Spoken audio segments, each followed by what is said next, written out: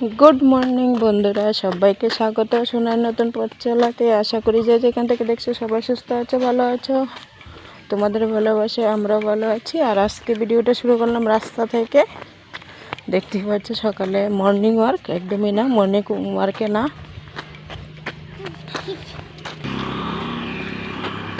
বের হয়েছি। আসলে যাব আমার শ্বশুর মশাই কিছু জিনিস নিয়ে আসবে, ওইগুলো আনতে। এগুলো দেখো কি জিপসির মতো, ওদের বাবা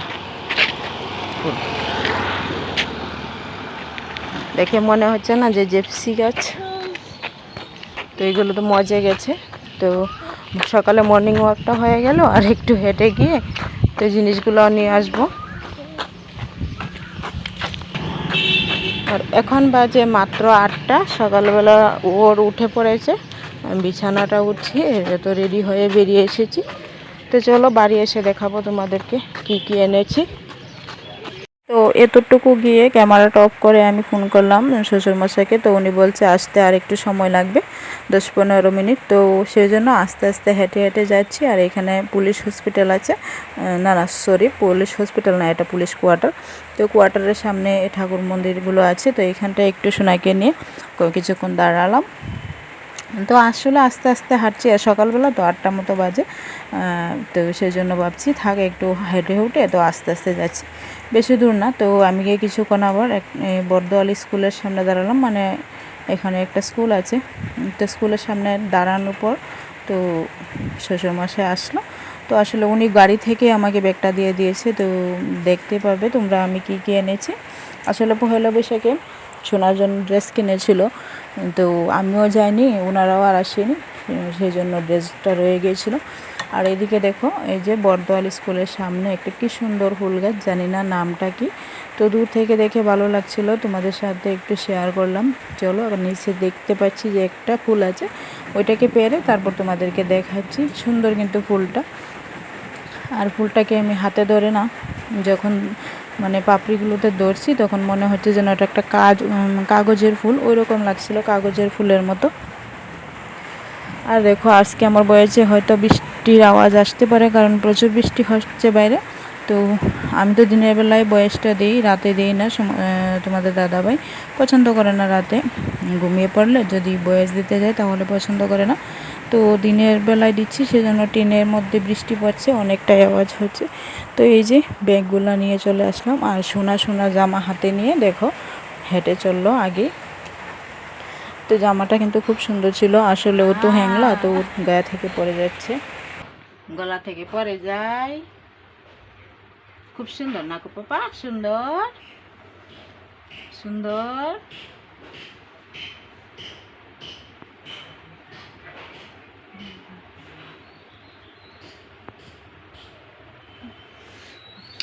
মামা দেখে, মামা দেখে।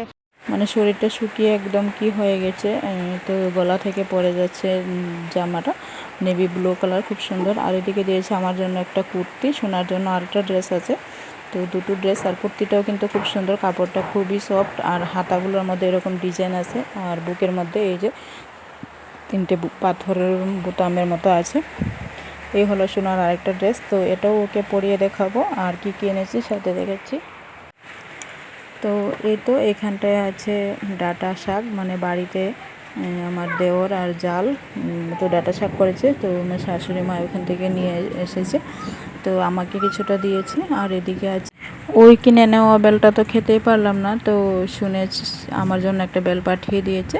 আর এদিকে বাড়ির গাছের লেবু কয়টা পাঠিয়েছে। তো আর আছে আটা, এই প্যাকেটে আছে আটা, রেশনের আটা। প্রত্যেক মাসে ওঠানো হয় না, যে মাসে ওঠানো হয়। আসলে আমার শাশুড়ি মা এসব করতে পছন্দ করে না, তো সেই জন্য আমার জন্য পাঠিয়ে দিই। আর আমার এসব খেতে ভালো লাগে। সকালে যদি আমি 2টো রুটি খাই, তো বিকেল আর দুটো বেজে যায় ভাত খেতে খেতে দুপুর। তো 2টোর দিকে ভাত খাই, সেই জন্য সকালবেলা না আমার আর খাওয়া হয় না। আর এই হলো সোনার আরেকটা ড্রেস। তো ড্রেসটা সুন্দরই, তবে এটা সচরাচর পরতে পারবে না। আর এই হলো আমার কুর্তিটা, আমিও পরে নিয়েছি, পরে তোমাদের সাথে একটু শেয়ার করছি। কালারটা হয়তো এখানে ব্ল্যাক ব্ল্যাক মনে হচ্ছে, আসলে কিন্তু এটা ব্ল্যাক কালার নয়, একটা একই রকম একটা কালার। তো এই যে এখন দেখা যাচ্ছে যে কালারটা, এরকমই কালারটা আমার কাছে তো খুবই ভালো লাগলো, পরেও আমার কমফোর্টেবল লাগছে। তোমাদের কীরকম লাগলো জানাবে। আসলে আমার শাশুড়ি মা তো এদিকে রান্নাতে আছে তেঁতুলের ডাল, আজকে তেঁতুল দিয়ে করেছি গো, আজকে আমও নেই। তো আসলে তো আমাদের তো গাছ নেই, তো মালিকের গাছ তো একটা উঠোনা আছে, ওইটা আমি কোনো দিন পারিও নি, তো যাইও না অন্যের গাছে। তো তোমাদের দাদাভাই নিয়ে এসেছিলো দুদিন কাজ থেকে ওইখান থেকে ওই দিক থেকে, আর কালকে এনেছিল পাশের বাড়ি থেকে। তো এই যে গড়ে যে তেঁতুলটা ছিল ওইটা দিয়ে ডাল করেছি, আর করব এই যে বাড়ি থেকে যে শাকগুলো শ্বশুরমশাই দিয়ে গেল, বলতে আমি গিয়ে ওইখান থেকে নিয়ে আসলাম। এগুলো বেছে নিয়ে ধুয়ে নিলাম, এখন রান্না করব। তো আজকে এটা তেল ছাড়া রান্না করব, যদি পারি তোমাদের সাথে শেয়ার করব কি করে তেল ছাড়া আমি শাকটা রান্না করি। আশা করি তোমাদের ভালো লাগবে। তো আমি কেটে নিই, তারপর তোমাদের দেখাচ্ছি।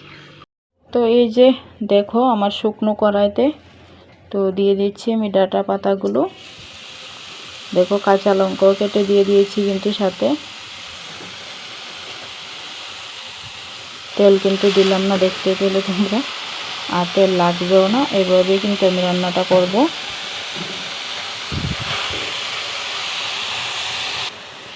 তো এই তো দিয়ে দিচ্ছি পরিমাণ মতো লবণ, হলুদ, জালটা একদম কমিয়ে রাখবো।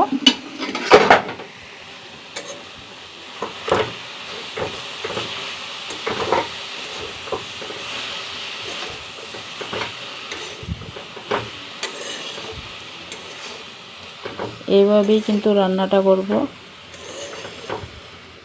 এখন আমি ঢাকা দিয়ে রেখে দেব, তো যখন হয়ে আসবে তখন রসুন বাটা দেব, দিয়ে নামিয়ে নেব। তো এটাকে এখন ঢাকা দিয়ে রেখে দিই, একদম স্টিম তো কমিয়ে রেখেছি। তো এটা হতে থাক, আমি রসুনটা ছুলে নিই। রসুনটা আমি এখনও ছুলে নিই, এটা হোক। এদিকে এই যে এটা ঢাকা চাপাটা খুলে একটু নেড়ে দিচ্ছি, আর খুব সুন্দর করে কিন্তু মজে গেছে, দেখতেই পাচ্ছ কতটা ছিল, কড়াই ভর্তি ছিল। তো কড়াই তো ভর্তিটা একদমই কমে গেছে তেল ছাড়া। তবে সত্যি কথা, প্রথমে আমি খেয়েছিলাম, তোমাদের দাদাভাই ভাত খেয়েছে পরে, আমি খেয়েছি আগে। খেতে অসাধারণ লেগেছিলো। তো আমি বলছি এখন থেকে আর তেল দিয়ে রান্না করবো না। আসলে আমি প্রথম তেল ছাড়া রান্না করেছি। আমরা সবসময় তেল দিয়েই রান্না করি। ওই পাশের ঘরের মাসি দেখি তেল ছাড়া রান্না করে, অনেকেই রান্না করে জানি ডাঁটা শাক তেল ছাড়া রান্না করে। তো মাসির কাছ থেকে জিজ্ঞেস করে জেনে তারপর কিন্তু আমি এভাবে রান্নাটা করেছি। তো বেশ ভালো লেগেছিলো। তো এটা দিয়ে আজকের ভিডিওটা আমি এখানে শেষ করব। তোমরা এ পর্যন্ত যারা ছিলে তাদেরকে অসংখ্য ধন্যবাদ, অনেক অনেক ভালোবাসা। এদিকে দেখতে পাচ্ছ রসুনটা দিয়ে দিচ্ছি, রসুনটা বলেছিলাম নামানোর আগে দেবো। তো এই যে রসুনটা দিয়ে কিছুক্ষণ নেড়ে চেড়ে নামিয়ে নেব। তো আজকে ভিডিওটা কেমন লাগলো তোমরা কমেন্ট করে জানাবে। সবাই সুস্থ থাকবে, ভালো থাকবে, দেখা হবে আগামী দিন নতুন একটি ভিডিওর সাথে। ততক্ষণ সবাই নিজের খেয়াল রাখবে, টাটা। আমার শাকটা কিন্তু হয়ে গেছে, দেখতে পাচ্ছ কতটুকু হয়েছে, আর কি সুন্দর আটা আটা হয়েছে। দেখো একদম নরম কইচি শাক, তো বাড়ি থেকে উঠানো শাক, তো খুব সুন্দর হয়েছে কিন্তু।